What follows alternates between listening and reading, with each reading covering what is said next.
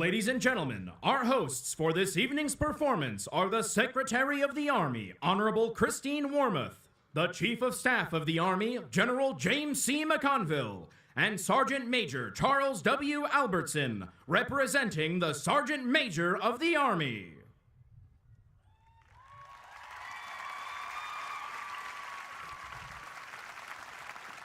Ladies and gentlemen, please rise as honors are rendered.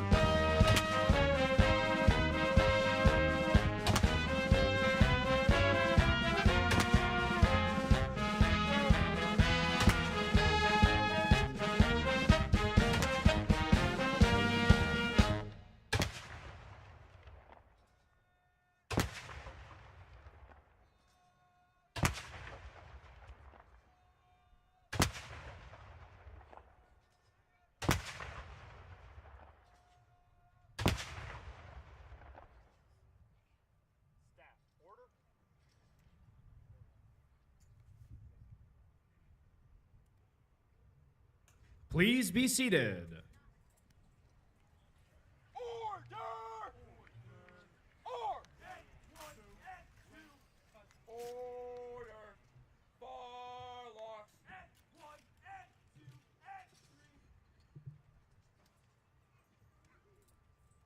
Ladies and gentlemen, we are honored to have special guests for tonight's ceremony. The Honorable Christine E. Wormuth and Mr. Andrew Kipper, Secretary of the Army. General and Mrs. James C. McConville, Chief of Staff of the Army. Sergeant Major Charles W. Albertson, representing Sergeant Major of the Army Michael A. Grinston, Executive Officer to the Sergeant Major of the Army. Miss Alexandra Grinston, spouse of the Sergeant Major of the Army, Michael A. Grinston. General Retired and Mrs. Eric Shinseki, 7th Secretary of Veterans Affairs, Chairman, Army Historical Foundation. The Honorable Michael McCord, Under Secretary of Defense for Comptroller and Chief Financial Officer. The Honorable Gilbert Cinceros, Jr., Under Secretary of Defense for Personnel and Readiness. Miss Eileen Mullen, Acting Assistant Secretary of Defense for Health Affairs.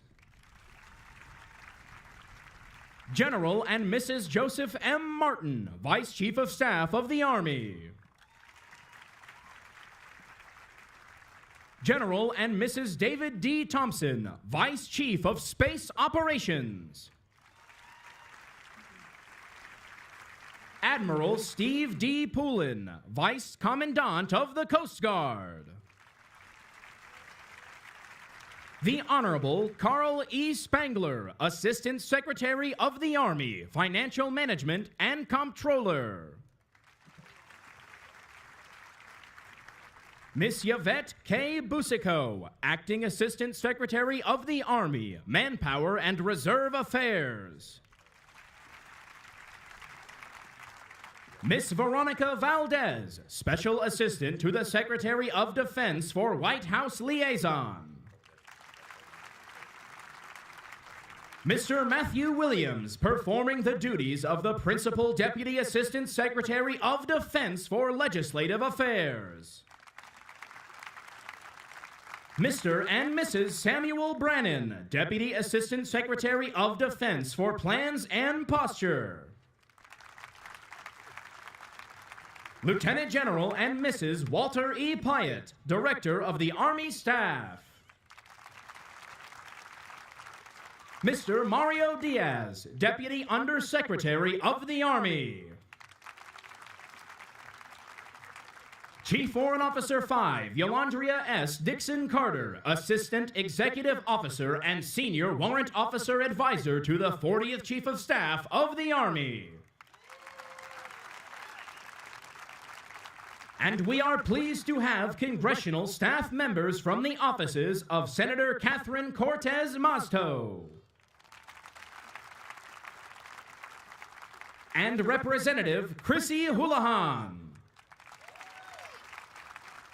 Thank you for sharing your evening with us.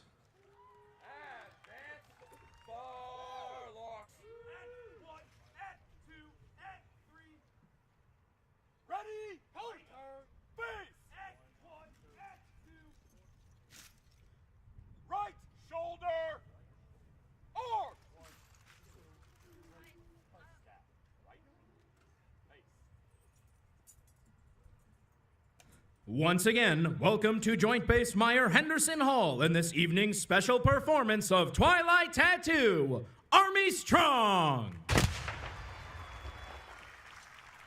Forward! March!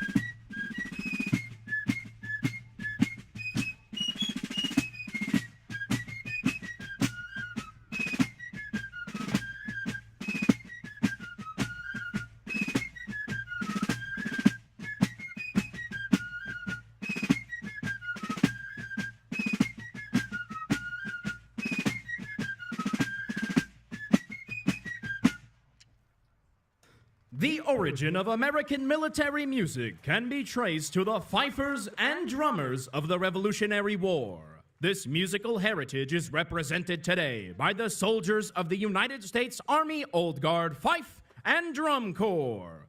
The soldiers of the Fife and Drum Corps wear uniforms patterned after those of General Washington's Continental Army. In order to be easily identified, military musicians wore the reverse colors of the regiment to which they were assigned. At that time, American infantry soldiers wore blue coats with red facings. Thus, the musicians wore red coats with blue facings. The active duty musicians of today's Fife and Drum Corps honor the soldiers of the past, while displaying the discipline, professionalism, and precision of today's Army to audiences around the globe.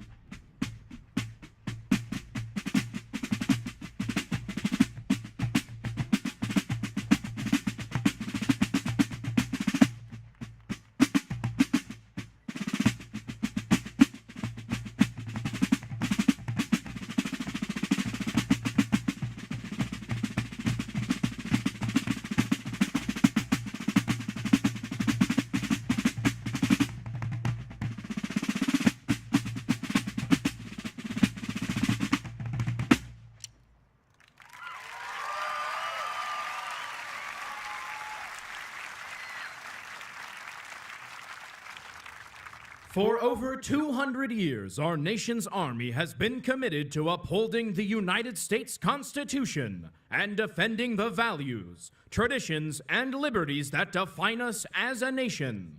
We as an Army stand today on the shoulders of giants who fought so bravely for our country. As they conclude their program, the Corps honors the legacy and the continued vigilance of today's soldier with the Corps' signature melody and troop step.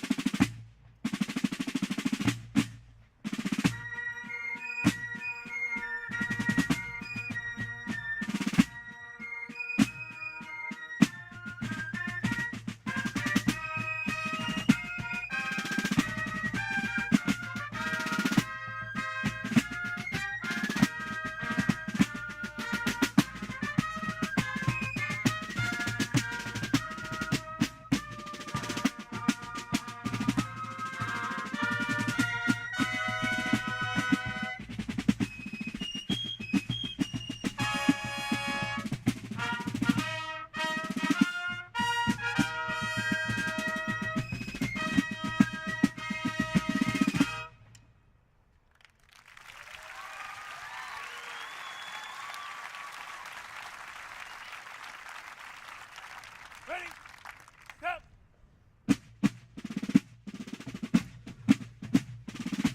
Once again, ladies and gentlemen, the United States Army Old Guard Fife and Drum Corps.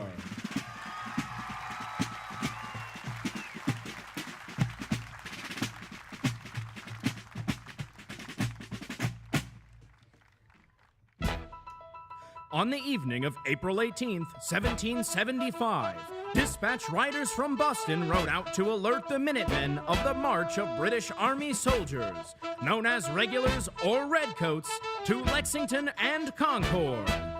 One of them, silversmith, artist, and patriot Paul Revere, was later immortalized in Henry Wadsworth Longfellow's 1861 poem with the words, "Listen, my children, and you shall hear of the midnight ride of Paul Revere." To arms! To arms! The regulars are out! To arms! To arms! The regulars are out! The American Revolution was our 8-year-long struggle for independence. The conflict witnessed the birth of our nation's army on 14 June 1775. Though the raw militia units that comprised that force were severely tested in the early years of the Revolution, under the leadership of General George Washington, a professional American army emerged from the trials and tribulations of Valley Forge as a trained, battle-tested, and highly organized fighting force. Sound assembly.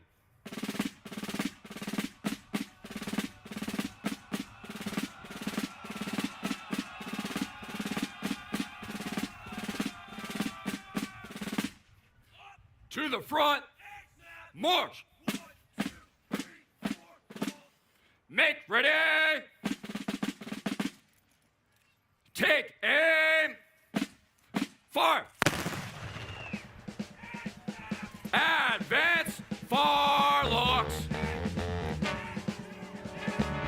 To the front, march. March. Charge bayonets. Ah! Charge!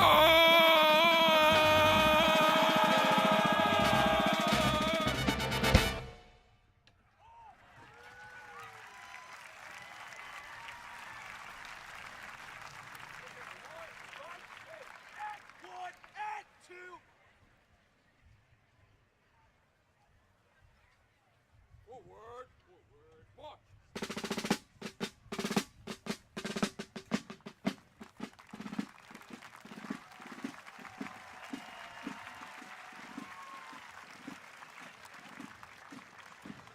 Less than a generation after the American Revolution, the Army was again called upon to defend our hard-won liberties and national sovereignty in the War of 1812.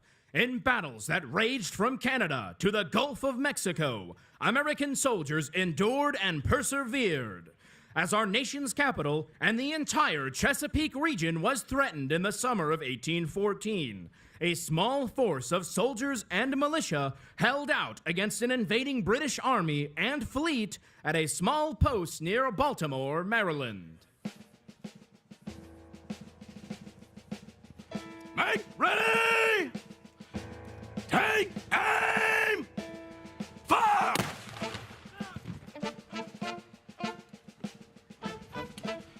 Advance! Firelocks! We've been under constant attack for the last 2 days. The enemy has pressed us hard and they've been shelling Fort McHenry almost non-stop. But the men endure the horrors of battle and the bombardment like veterans. The courage and strength of the regular soldiers and militia remains unbroken, despite the hardships. We have a bond. We trust each other and our officers, and we know we will prevail. This morning at dawn, the fort's commander ordered an enormous flag to be raised to show the enemy that we will not be defeated. They say it can be seen for miles. That flag is our nation's symbol, our badge of honor, and it will not be lowered for this or any foe.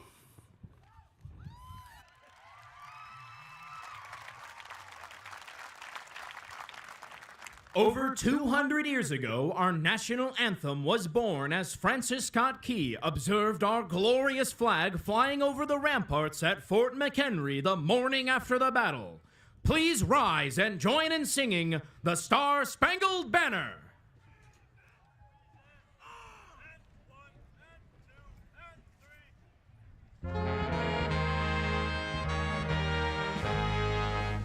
Oh, say, can you see by the dawn's early light what so proudly we hailed at the twilight's last gleaming, whose broad stripes and bright stars through the perilous fight o'er the ramparts we watched were so gallantly streaming, and the rockets' red glare, the bombs bursting in air, gave proof through the night that our flag was still there.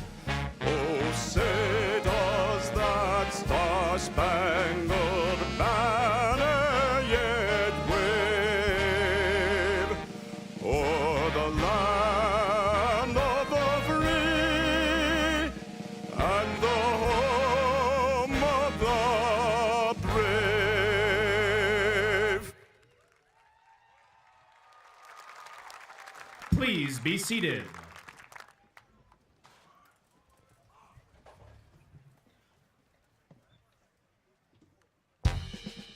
Throughout the 20th century, America began to rapidly expand its borders. President Jefferson's negotiation of the Louisiana Purchase in 1803 had doubled the size of the young nation, and the United States Army's Corps of Discovery, led by Army Captains Meriwether Lewis and William Clark, explored these vast new lands. Tens of thousands of Americans followed trails that stretched from St. Louis, Missouri to Oregon, California, and New Mexico. Army engineers and soldiers spearheaded expeditions that explored and mapped this great land from the Mississippi River to the Rocky Mountains, Grand Canyon, and Pacific Northwest. Through the ravages of the American Civil War and the building of the Transcontinental Railroad that connected the nation from coast to coast, the Army was able to transform itself to respond to the ever-changing needs of the nation. America's small frontier army would evolve into a larger and more complex fighting force that first appeared on the world stage in the Spanish-American War. Then, in 1917, the Army was called upon to deploy massive formations overseas to defeat the armies of the German Kaiser in World War I.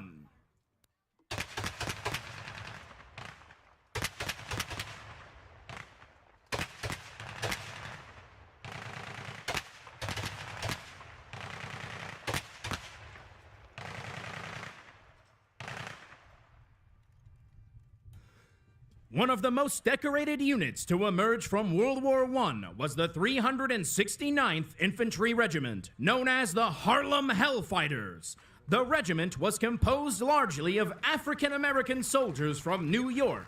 Originally an Army National Guard unit, these soldiers had overcome many challenges to join the ranks of the American Expeditionary Force that deployed to France under General John Pershing. Private Henry Johnson, one of America's great heroes of the conflict, was a member of this proud, capable, and hard-fighting unit. The French said that what I did was heroic, or brave. Oh, they even gave me this medal. But I tell you, I only did what I had to do. You see, Roberts and I were standing sentry in no man's land of northern France this past May. In the wee hours of the morning, we thought we heard wire cutters. And before we knew it, a hell of bullets came our way. We gave it right back to them. We unloaded our rifles and went after them with grenades. We both got hit, but Roberts went down and I just kept going, only to see 2 Germans taking him away. I turned my rifle around and I clubbed 2 Germans who were on top of me. I pushed through my bolo knife, got Roberts back, and continued for the enemy. Reinforcements finally came and the Germans retreated, but not without paying a heavy price. Last week, when the French awarded us the Croix de Guerre, all I thought was that I was proud we had done something to advance freedom. This time it wasn't as labormen, but as true American soldiers.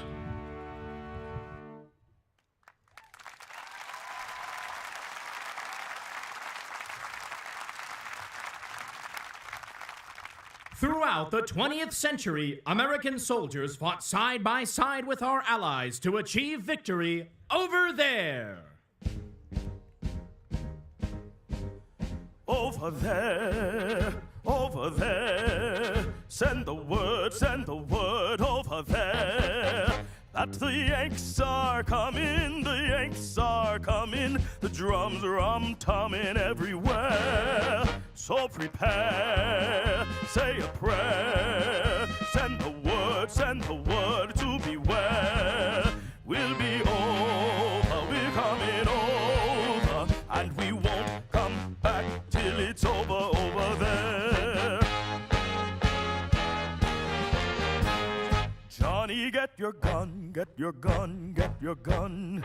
Take it on the run, on the run, on the run. Hear them calling you and me, every son of liberty. Hurry right away, no delay, go today. Make your daddy glad to have had such a lad. Tell your sweetheart not to pine, to be glad her boy's in line. Over there, send the word over there. That the Yanks are coming, the drums rum-tumming everywhere. So prepare, say a prayer, send the word to beware.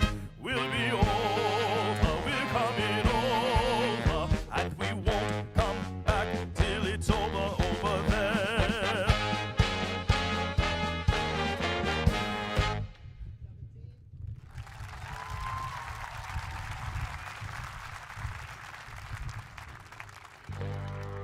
Though World War I has also been called the war to end all wars, less than a generation later, the forces of tyranny and oppression again threatened our country and her allies with the outbreak of the Second World War. After the Japanese bombing of Pearl Harbor on December 7, 1941, American forces waged campaigns in the European and Pacific theaters. Soldiers fought from the deserts of North Africa to the beaches of Normandy, the jungles of New Guinea, and the Philippines.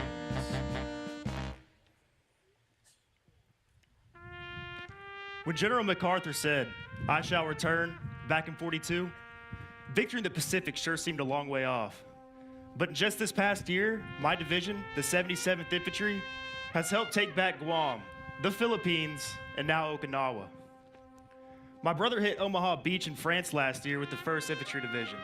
And word is, the Nazis are going to surrender soon, and the war in Europe will be over. I sure hope victory ain't too far off either. I'm ready for the fighting to end so I can get back to my wife, kids, and the life I had left behind.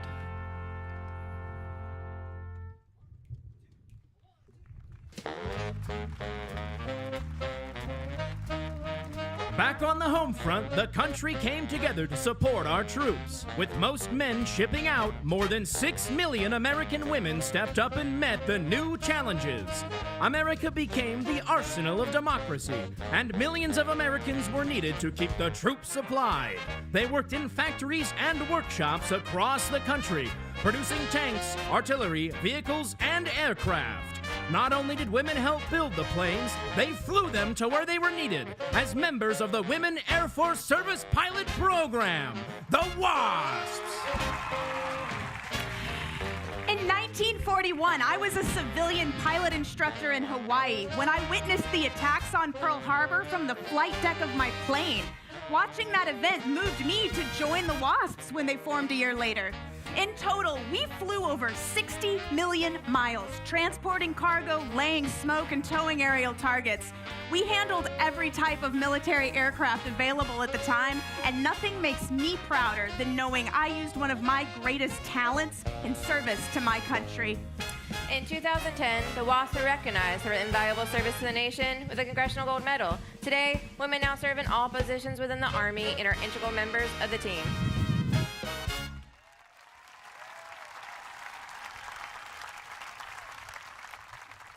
America declared victory in Europe and Japan, VE and VJ days in 1945, and Americans looked forward to what they hoped would be a period of peace and prosperity.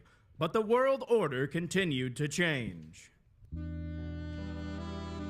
The peace that so many had fought and died for in World War II lasted just a few short years.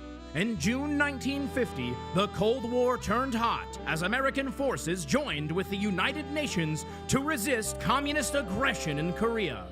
The army that deployed to Korea had begun to transform to look more like the nation it served. The desegregation of the armed forces by President Truman in 1948 created integrated units that fought at places like Heartbreak Ridge, Porkchop Hill, and Sandbag Castle, before an armistice, which continues to this day, was signed and the fighting came to an end.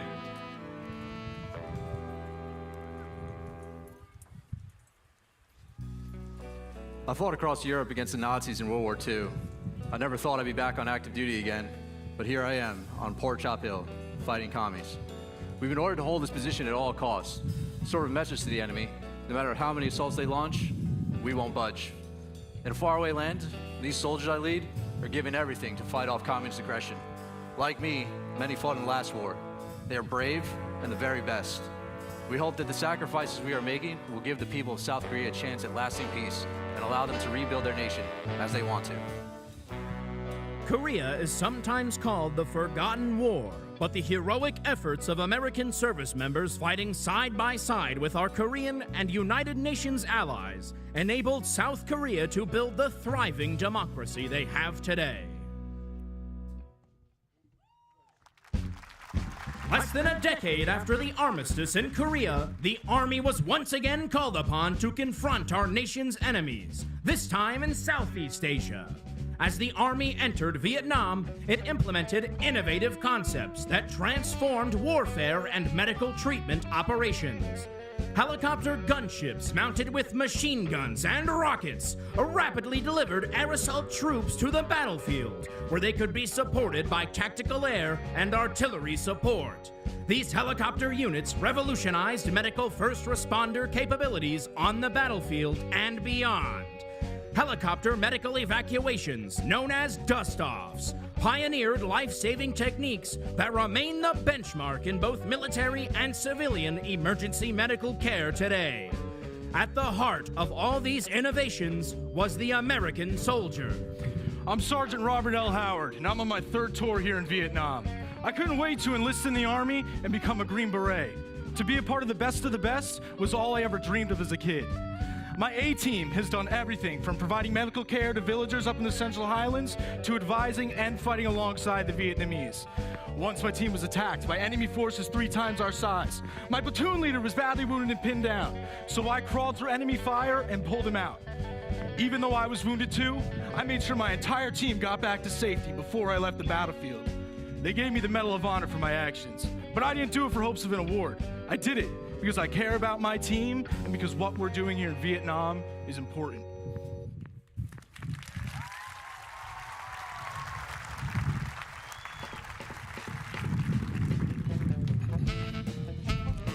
I volunteered to be an Army nurse right out of college. Here in Vietnam, we work 12-hour shifts, 6 days a week, and this is the hardest work I've done in my life. Every day, we see about a dozen soldiers come through our field hospital, and we do everything we can to help them heal. We're saving lives on the front line and performing procedures back home only doctors can do. Even on my days off, I go back to the hospital and try to comfort the wounded as best I can. My friends back home don't understand, but I know what I'm doing here is my calling. Not just as a nurse, but as a U.S. Army soldier and to support my country however I can.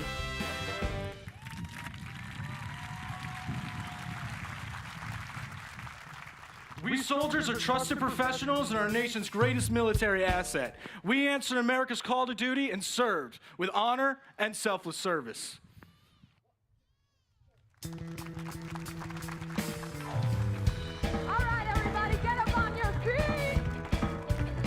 I know you heard me. Get up on your feet. Thank you. I'm looking at y'all. You gotta know how to pony, like Pony Maroney. Do the mashed potato, do the alligator. Put your hands on your hips, let your backbone slip. Do the Watusi, like my little Lucy. Oh! All right, y'all, I need you to listen to me and follow along. Ready? Na na na na na na na na na na na na na na na na na. All right, it's your turn. Na na na na na na na na na na na na na na na. Everybody dance.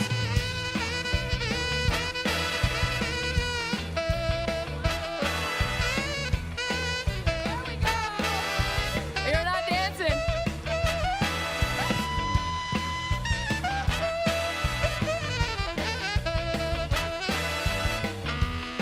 All right, y'all get it. All right, you heard me before. I need you to listen again. All right? Here we go. Na na na na na na na na na na na na na na na na. You can do two things. Sing with me. Na na na na na na na na na na na na na na na na na.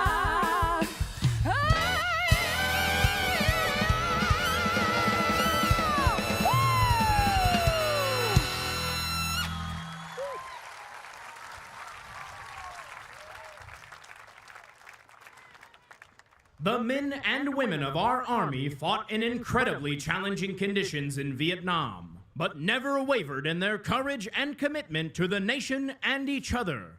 As we emerged from conflict in Southeast Asia, the world was changing in many ways. We asked ourselves, as the world evolves, how do we need to evolve to meet new challenges? The Army went to work on changes to our doctrine, equipment, organizations, personnel systems, and how we trained our professional soldiers. The revolutions in training and doctrine in the post-Vietnam era, as well as the movement from the draft to an all-volunteer force, transformed the United States Army. Realistic, demanding training, along with inspired, visionary leadership, is the bedrock of the Army profession. The Army instills individual and collective excellence, a commitment to a strong personal and team ethic, and set of professional values. All this is represented in the soldiers of the United States Army Drill Team. The secret to our Army's success was, is, and continues to be unit cohesion and trust. Nowhere is that more evident than in the drill team. Members of the drill team are from all corners of the United States, with a wide range of career fields. They have perfected their skills and are here to share them with you today. Ladies and gentlemen, your United States Army Drill Team!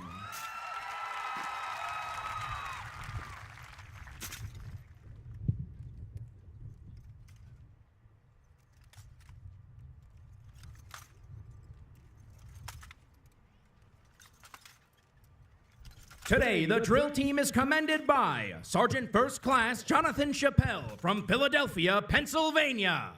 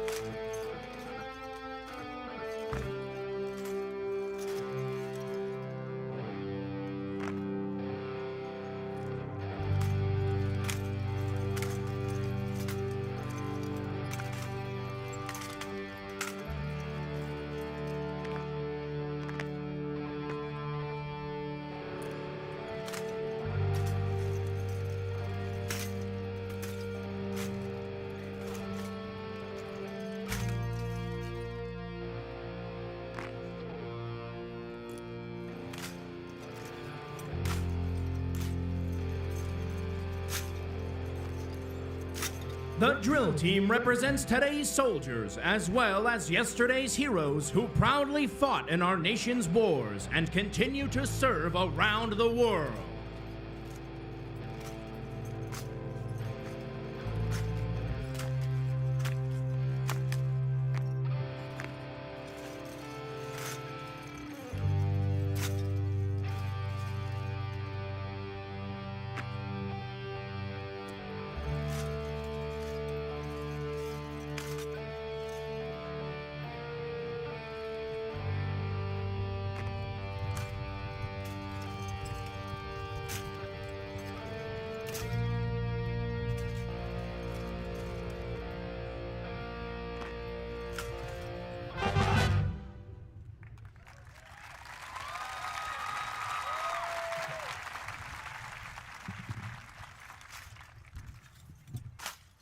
The total Army must be ready for today, modernized for tomorrow, and strengthened by close relationships with our allies and partners.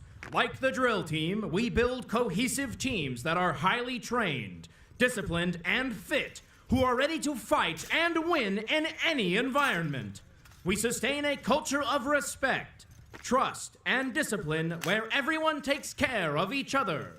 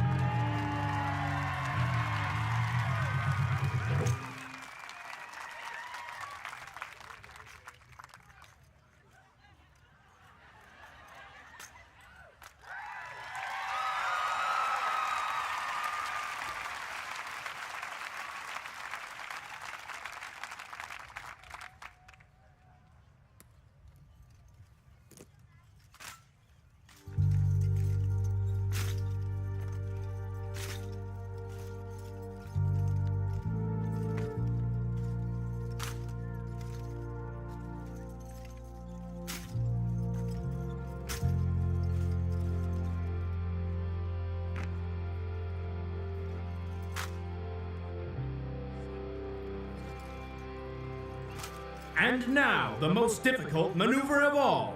The soldiers will continue to march as members from the front rank toss their rifle into the air over the formation to be caught by the soldiers in the rear rank. This is again an exercise in trust, as team members will have to put their safety in the hands of their fellow soldiers. This is the United States Army Drill Team's signature maneuver since 1958, the front to rear overhead rifle toss.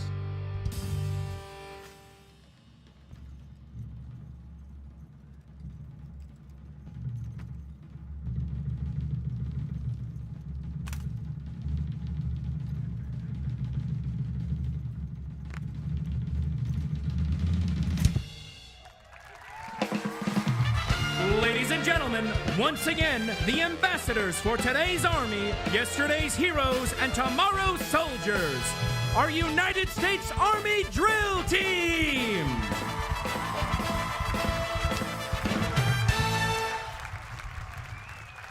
After Vietnam, the integration of technology, planning, training, equipment, and leadership set the foundation for victory over the next 3 decades. It helped to bring about victory in the Cold War, with the fall of the Berlin Wall in 1989 and the collapse of the Soviet Union in 1991. American soldiers also served with distinction in places like Grenada, Panama, Somalia, Haiti, and the Balkans. No other nation on the face of the earth could compete, as America developed weapons like the Big Five, the Abrams tank, the Bradley fighting vehicle, the Apache and Black Hawk helicopters, and the Patriot missile. The first major conflict for the United States in the post-Vietnam era presented itself in August 1990, when Saddam Hussein ordered his armies to invade Kuwait. This was no ordinary act of aggression. Iraq's army, the 4th largest in the world, the vaunted Republican Guard, were well-equipped and battle-tested after an 8-year war with Iran. Still, in just 100 hours of ground combat, the U.S. Army and our allies achieved a stunning victory over enemies, liberating Kuwait and demonstrating the dedication, professionalism, and high level of training of our soldiers. Added to the history books were victories such as the Battle of Medina Ridge, the Battle of Wada al-Batin, the Battle of 73 Easting, the largest tank battle fought by American forces since World War II. America rallied behind its soldiers and their families as we achieved victory in the Gulf War. This spirit was captured in a memorable song of the era.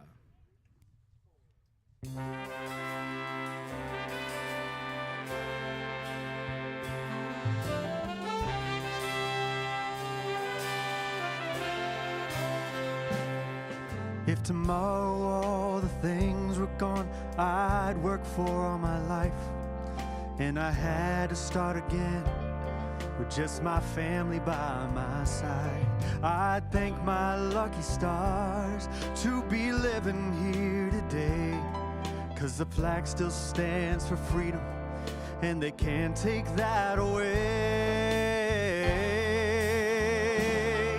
And I'm proud to be an American where at least I know I'm free. And I won't forget the ones who died, who gave that right to me. And I gladly stand up next to you and defend her still today. 'Cause there ain't no doubt I love this land. God bless the USA.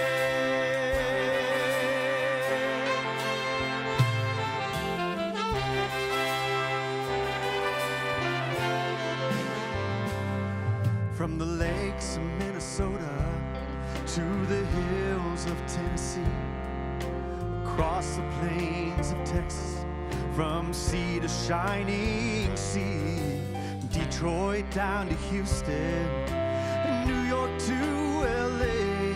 Well, there's pride in every American heart, and it's time we stand and say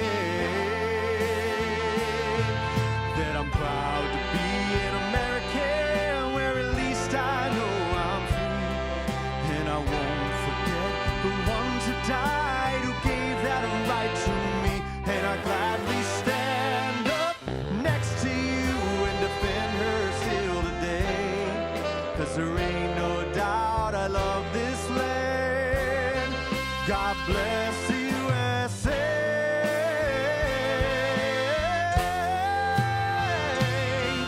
And I'm proud to be an American, where at least I know I'm free. And I won't forget the ones who died, who gave that right to me. And I gladly stand up next to you and defend her still today. 'Cause there ain't no doubt I love this land. God bless the USA.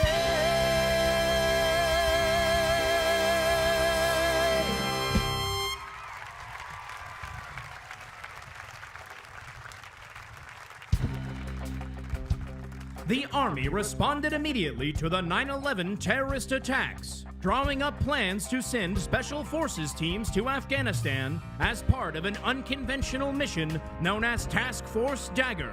American soldiers working in partnership with United States airmen and the Afghan enemies of the Taliban, known as the Northern Alliance, struck quickly, adapting as needed to engage in a new type of conflict. Their ability to adapt, tactically, operationally, and strategically, was a testament to their commitment, expertise, and professional excellence.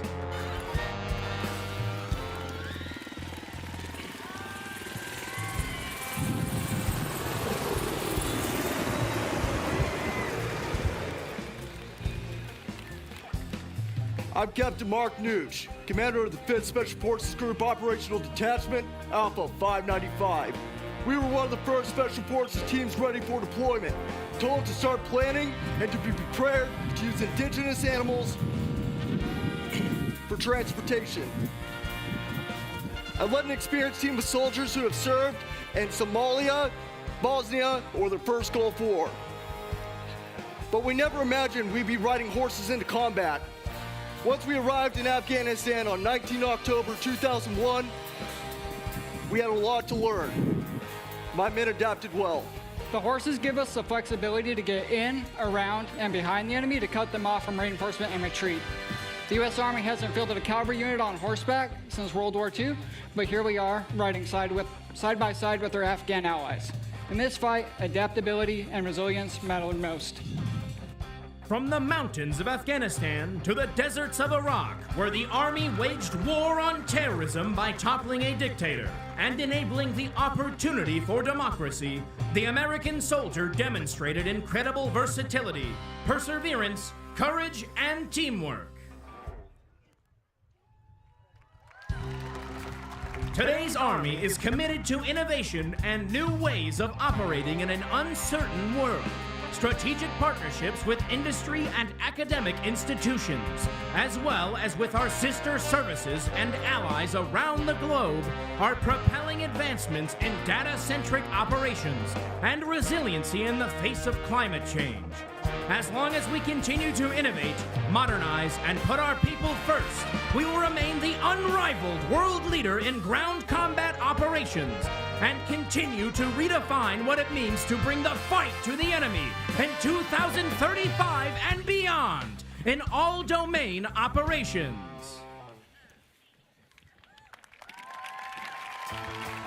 Our Army remains focused on a culture of commitment, competence, character, and caring. Here, we support a professional environment where everyone can thrive and excel as far as their talents can take them, both as an individual and as a team.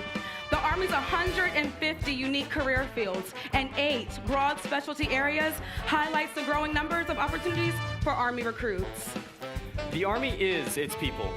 People are the Army's greatest strength and most important indicator of our readiness. People mean soldiers in the regular Army, National Guard, Army Reserve, Army families, and Army civilians, as well as veterans and retirees who remain soldiers for life and part of the Army family. It takes people from all walks of life, serving in many different ways, to remain the world's premier land fighting force.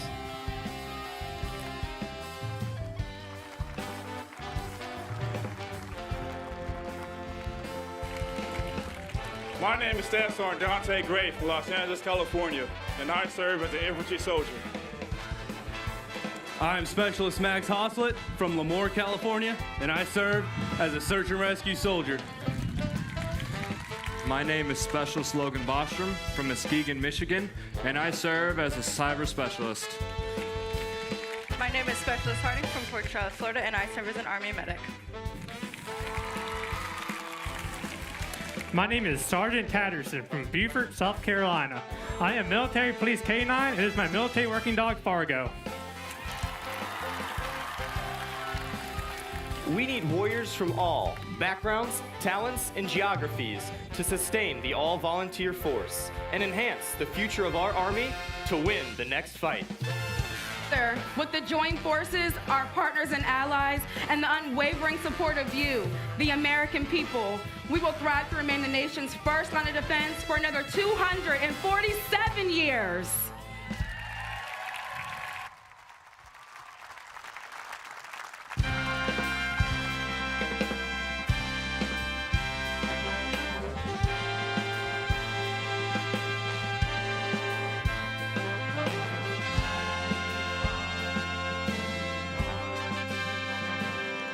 I'm just trying to be a father, raise a daughter and a son, be a lover to their mother, everything to everyone, up and at 'em bright and early.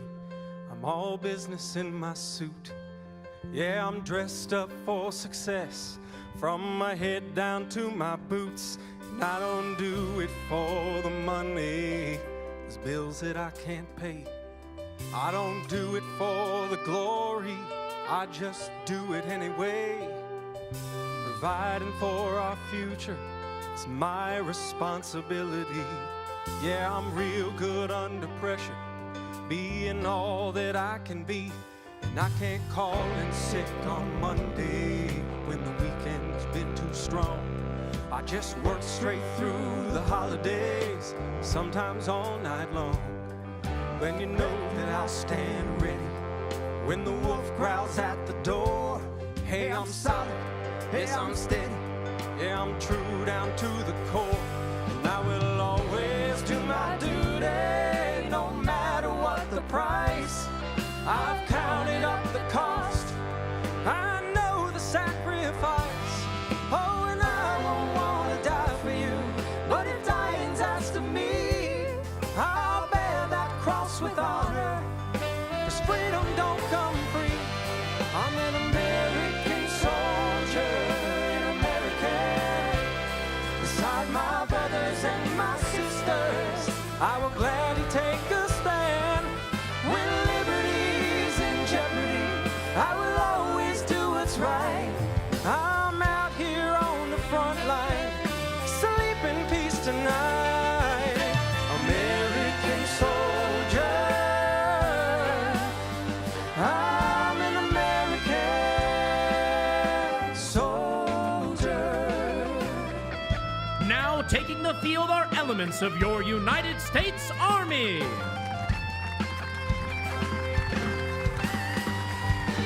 I'm an American soldier, an American. Beside my brothers and my sisters, I will gladly take a stand. When liberty's in jeopardy, I will always do what's right. I'm out here on the front lines, sleep in peace tonight.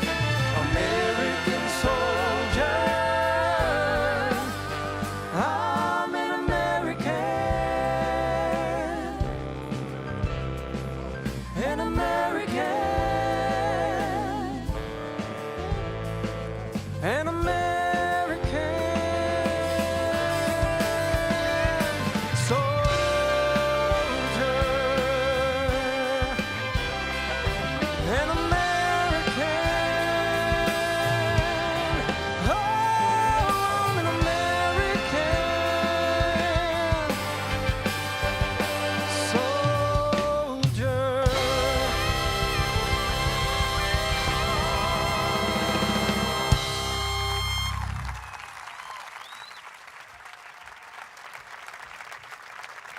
It has been a pleasure for the United States Army to present Twilight Tattoo. Thank you for coming out to celebrate the Army's 247th birthday and honor the selfless service of American soldiers, past and present. Our soldiers will remain on the field to speak with you and pose for photographs. Enjoy the rest of your evening. People first, winning matters. Army strong!